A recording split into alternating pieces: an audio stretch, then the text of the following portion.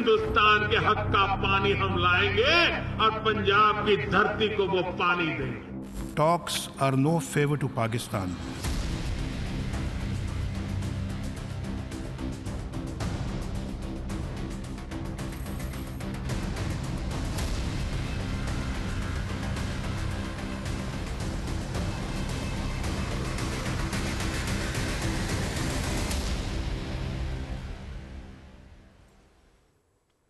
Blood and water cannot flow at the same time. This is what the government of India said about 7 months back, suspending talks on the 57-year-old Indus Water Treaty, a pact that has survived 3 wars and numerous standoffs between India and Pakistan.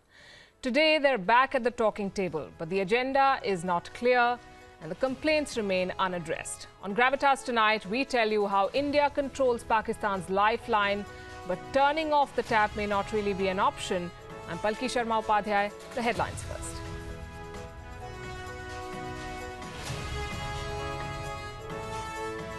Be pragmatic, not obstructive. China's advice to India on the economic corridor with Pakistan. Beijing says the deal won't change their position on the Kashmir issue.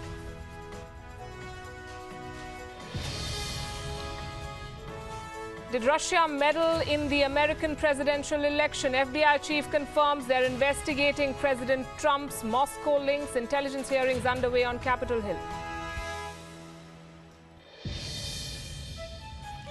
We don't owe you any money, Germany tells America days after US President Trump claimed Berlin has to pay vast sums to NATO and the US for defending it. Hindu marriages in Pakistan will finally be recognized by law. Pakistan President approves the Hindu Marriage Act, giving Hindu women documentary proof of marriage and safeguarding the rights of their children.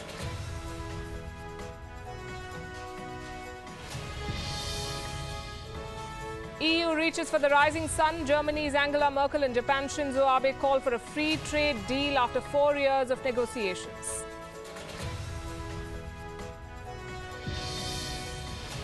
Norway is the happiest place on earth, says the World Happiness Report. US and India tanked despite increasing incomes. America in the 14th place now, India at number 122.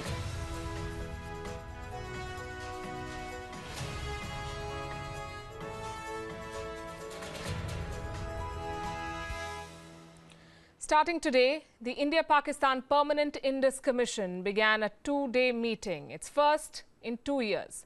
The tension between the neighbours has put the treaty to test again. It has been under strain in the past, but none, some say, matched Prime Minister Modi's threat last year.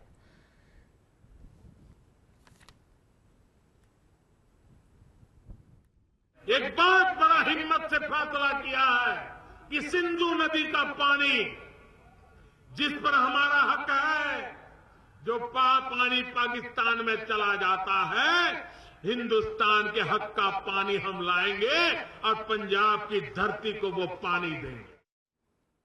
Pakistan was worried. The Indus River basin supports an enormous 75% of Pakistan's irrigated land. Roughly a quarter of the country's GDP comes from agriculture. It's the largest source of foreign exchange earnings. Islamabad took up the matter at the United Nations. Pakistan wants peace with India. We have gone the extra mile to achieve this, repeatedly offering a dialogue to address all outstanding issues. And now that Pakistan's Uri attack has been avenged by India's surgical strikes and key domestic elections are over, Delhi has sent a delegation to resume talks, but insists there will be, quote-unquote, no compromise. Has to uphold its interest, but at the same time, an atmosphere for a discussion and dialogue should never be closed. I hope that India government will take a position to resolve the problem, keeping the interest of India in mind. I do not see any reason to hope that bilaterally we can arrive at anything. So there will be a problem. So they may take it to a neutral expert or to PCA after having a consensus on this issue. While both sides remain tight-lipped about the specific agenda of today's meeting, we've spoken to sources to understand what can be expected. Among the many sticking points are the projects being planned and under construction on the Chenab River by India. And this is what Pakistan specifically objects to, saying the designs of Uri 2 and Chutak projects violate the treaty. India's Pakaldul Miyar and Lower Kalnai projects are on the agenda, and Pakistan is upset about those. It fears that these projects will deprive it of its water share. These Indian projects are on the Chenab River, some of them under construction. So before we go into today's meeting, the options of both sides and what's at stake, here's a quick report on what's been called one of the most successful and enduring water sharing pacts in the world. The Indus Water Treaty was signed in the year 1960. The treaty gives India the right to use waters of the Satluj, Beas and Ravi rivers. Pakistan has the right to use waters from the Indus, also known as Sindhu, Jhelum and Chenab rivers. What are India's options? India can shut off water supply to Pakistan by building a dam or an infrastructure around these rivers. The water from India irrigates about 110,000 square kilometers of Pakistani territory. That caters to about 60% of the population in villages and towns. Bureau Report, WION. Joining me on the show, G. Parthasarthi is an Indian diplomat and author, someone who served in Pakistan and understands relations between the two countries. Also, Himanshu Thakkar, he is coordinator, South Asia Network of Dams, joining us on Skype this evening. Good evening to both of you. To you first, sir, and you were nodding away when I was talking about what the Prime Minister said, how India has now resumed talks. What has changed between October last year and March this year for India to first suspend talks and now resume?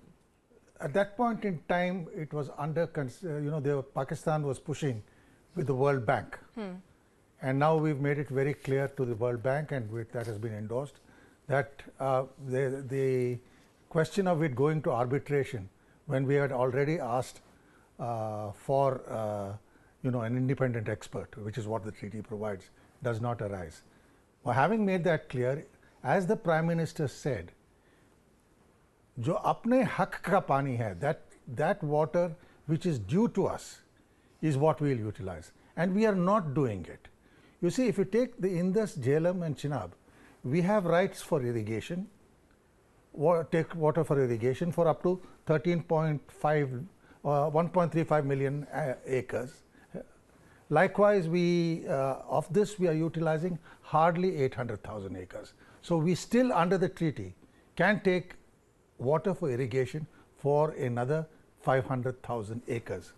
Storage, we are entitled to store 3.6 million acre feet. We are not storing anything. But what's stopping us? That's what the Prime Minister is saying. And the final thing is, in power generation, we are entitled to usage for calculated 18,600 megawatts. We are barely consuming 2,500 with another 3,000 underway, which Pakistan is objecting to. So we are not violating the treaty. What the Prime Minister is saying, those are our entitlements for the northern rivers. And we will use those entitlements in terms of the treaty to its full, which we are not doing, as I've given you the figures. So for a layperson, help me understand, is there enough water for both sides to use as much as they want to, A, this and B, this is what is provided in the treaty. And B, what has been stopping India The problem from using? really is, I mean, I don't want to cast aspersions, but if you go through any international experts, Pakistan's usage of water is being involved a huge amount of wastage. In fact, much of it is utilized in Punjab, and the other provinces complain about it. So you externalize the problem. Now take the lower three rivers, Ravi, Beas and Sutlej. We are entitled to the entire water, but yet much of it flows into Pakistan. So when the PM says we should use our entitlements, what he means is what I referred to, the other three rivers, which are limited and specified, and full entitlement of these three rivers. Now, if you ask me, I think that this treaty, as you yourself said in the introduction, is one of the best you can have. Both sides will complain about it. In the past, it has gone to neutral expert and arbitration. One side or the other has complained. But by and large, the process has been transparent and fair. So right now, I think if you ask me what they're going to discuss, they will see how to move forward. Under the treaty, we are entitled to go for a neutral expert. to go for arbitration would require mutual consent and can be done only after you have gone to a neutral expert. Right, Taha Siddiqui, WION's Pakistan Bureau Chief, is also joining us. Taha, what do we know about what came out of day one? Well, as of yet, not much has come out, basically because it's still ongoing, and tomorrow there's another second day when it will conclude, and then we will get to know more. But the Defense Minister, Khwaja, talked about the issue today at length at a press conference that he was doing with regards to water projects in Pakistan, and in that he sort of hinted at the fact that this meeting, which is happening after almost 2 years, should move towards resolutions and should move towards a solution. And he seemed to be, he appeared to be quite sort of open to the discussion and saying that we want to take forward these talks, and we do not want them to be resulting in sort of a deadlock.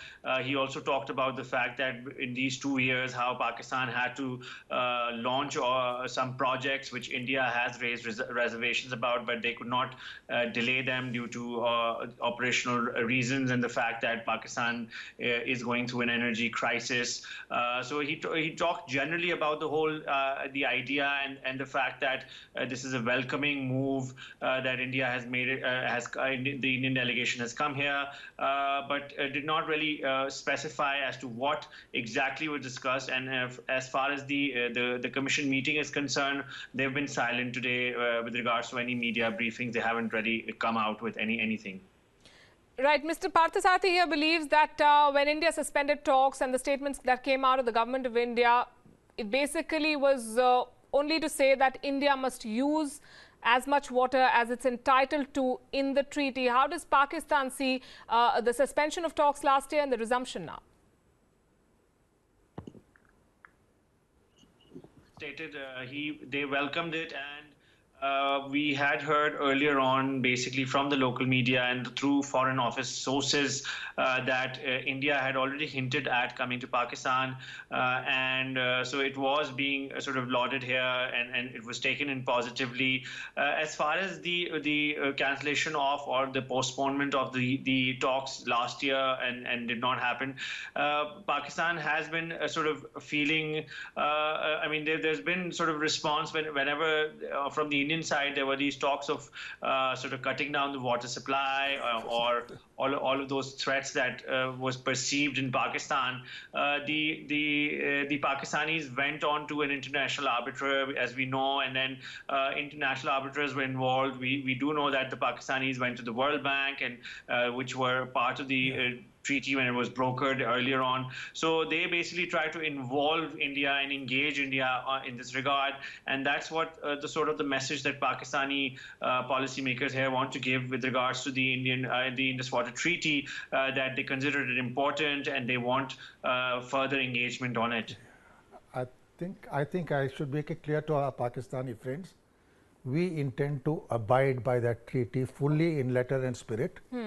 The treaty specifically provides for a neutral expert. But what do you make of this statement, sir, then? Blood and water cannot flow at the same time. Was it a veiled threat? Because that's how Pakistan seems to have seen it. And was it just posturing then on the part of India, given the circumstances? At that point in time, you know, the amount of fury after Pathankot and Uri has to be appreciated.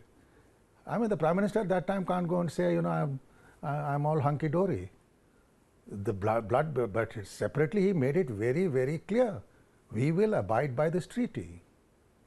And as I said, this is a treaty which I've been sort of involved in projects since 1977, the Salal project, where I think we came off rather badly. We got less and hurt ourselves. But we nevertheless went and did it. So there have been instances when with the end result they've been unhappy or we have been unhappy. Rarely can you satisfy both parties. But I think we should abide by the treaty. Work out systems that if it can't work out, then let's see whether we can look at a neutral expert like we've done in the past. So this meeting should be seen as business as usual as far as this treaty is concerned? It is required also under the treaty, because by I think by March 31st, this meeting had to be held so that the annual report could be sent in June. So there's no shift in policy in terms of... No. We abide by the treaty. Yes, there have been pluses and minuses. There are a lot of people in India who argue that too much was given away. But then on our treaty with Bangladesh also on Farakka, it was argued that we gave away too much. These are things which are based on history. After all, these rivers flow from, Pakistan was worried with Jammu and Kashmir under our control. We could block all the water. So this was very carefully negotiated by someone who started with the Tennessee Valley Authority in the US. And I think we went along after very careful consideration. And it has never been, as I said, I've been through this when posted in Delhi and when posted in Pakistan.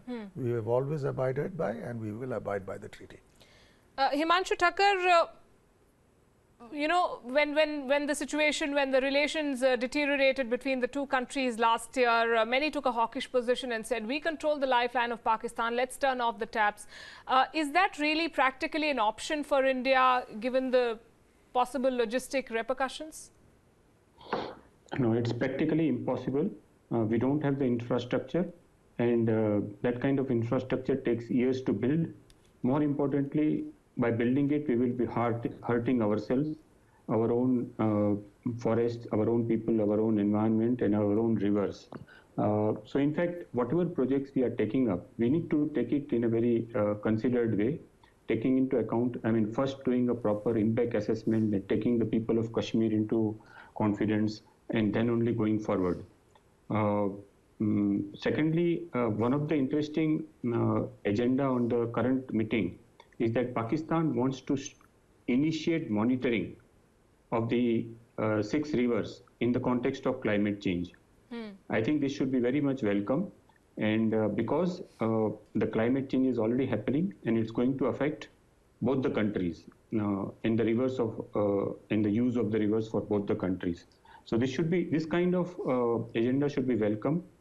Indus Treaty has gone through, the treaty has stood the test of time for so many years. And so I think we should take it as a sign of cooperation between the two countries and the people of two countries. What Mr. Parthasarathi said is right, that there is a lot of inefficiency in the use of water in Pakistan. In fact, the people of Sindh in Pakistan were on march from the 1st of March to 14th of March, demanding more water from the upstream Punjab. So that's definitely welcome.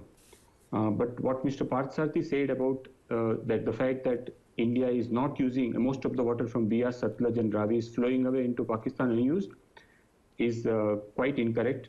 Most of the water India is already using. There is some amount of monsoon flows, very small amount. Only in few years is flowing into Pakistan. But most of the years, there is almost no water flowing into those rivers into Pakistan. Taha, how does the government of Pakistan respond to these charges that its fears may be exaggerated and its accountability when it comes to this water is very limited? Well, as far as Pakistan is concerned, we do know that, there's sort of a narrative that is built around in the country, in the sense that the narrative is that, there will be this, India is threatening this water war on Pakistan, and this, and then after, when we saw that these talks were going to be resumed, then the narrative that we saw was that despite this, threat of a water war, India is now wants to sit and talk with Pakistan. So in that way, but again, right now, as we're seeing, most of the sort of statements with regards to this current and meeting now ongoing right now in Islamabad has been sort of, they've been very tight-lipped, and they're not getting into any rhetoric. From the defense minister, who also holds the water and power ministry, he basically was also very sort of positive with regards to these talks. So overall, there is a sort of change of mood in Islamabad with how things have developed with regards to this treaty, and especially with the Indian delegation finally coming here. So Pakistan fears a water war. What are its options? It has gone to international fora, we've seen in the past, but if India were to actually cut supply, what would Pakistan's options be, Taha? What is the government looking at? Well, as one of the speakers here was also mentioning, it's almost impossible, and so mostly, I mean, it's a sort of a game of narratives that we see in Pakistan.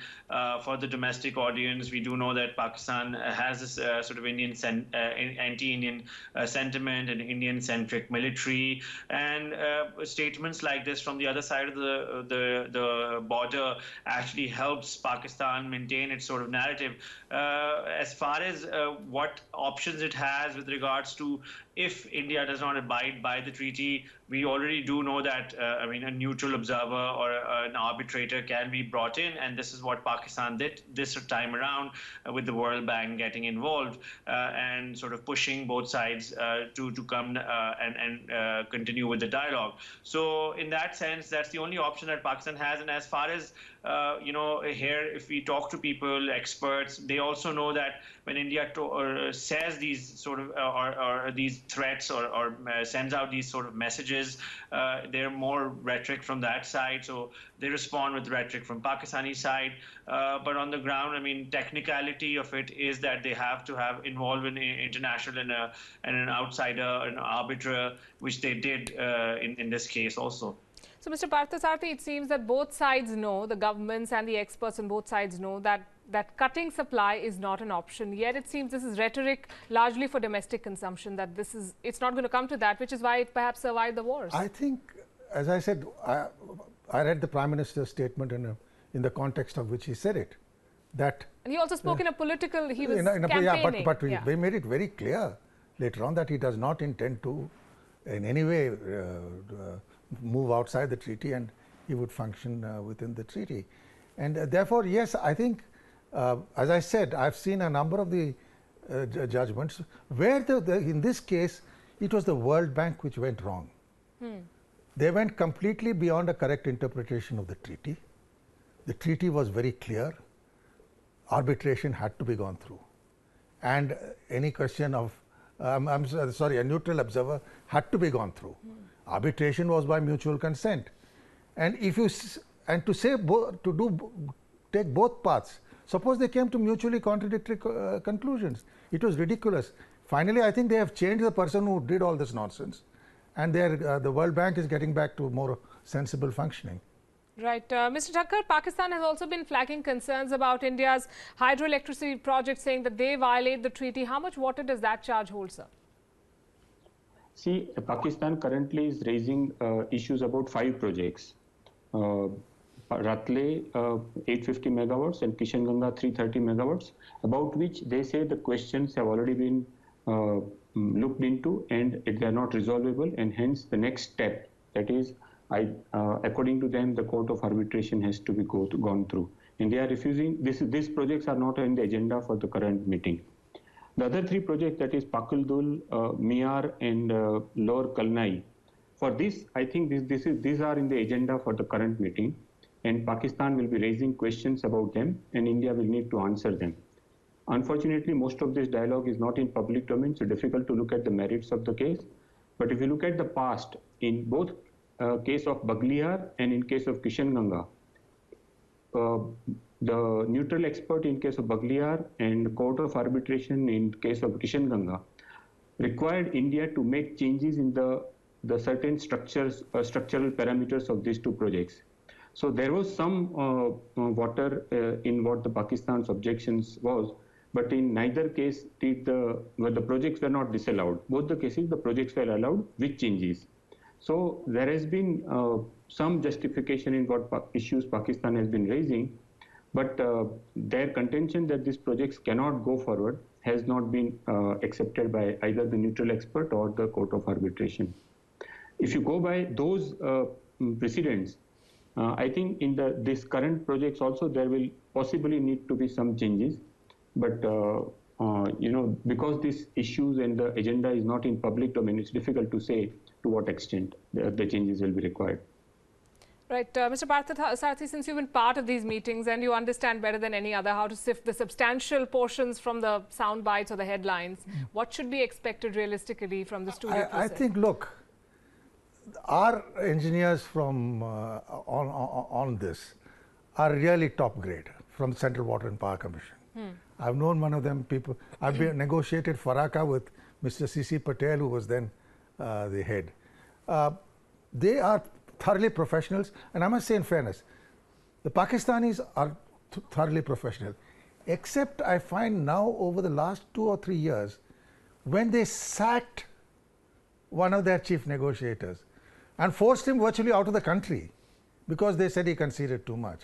I think on the Pakistani side, there is a certain professional hesitation. It's not, we'll have to see in these talks whether they are professionally open and talk as engineers and what is feasible without getting drawn into the emotions and the politics of it. Then it generally works out okay, because as I said, I also hold the Pakistani engineers who've been negotiators with us to have been pretty good, in the sense that they're professional. And therefore, these meetings under the Indus Water Treaty of professionals on both sides is well thought of. It should be continued. And the water wars headlines are exaggerated. Water wars are totally exaggerated. You do have, you know, after all, when passions grew, for example, after Uri, there was fury in the country. I mean, governments, politicians respond. But when things settle down, you realize that in the case of waters, I'm not going into other issues with relations with Pakistan, which are quite different in my view. You stick by what the professionals go by. Right. Mercifully, it is the Pakistani engineers and not their army who decide on this. All right, on that note, thanks very much, G. Parthasarathi, Taha Siddiqui and Himanshu Thakkar. Thanks very much for joining us here on Gravitas. We're taking a break. When we come back, China is wooing Lanka and Nepal. What are India's options? We'll talk about that.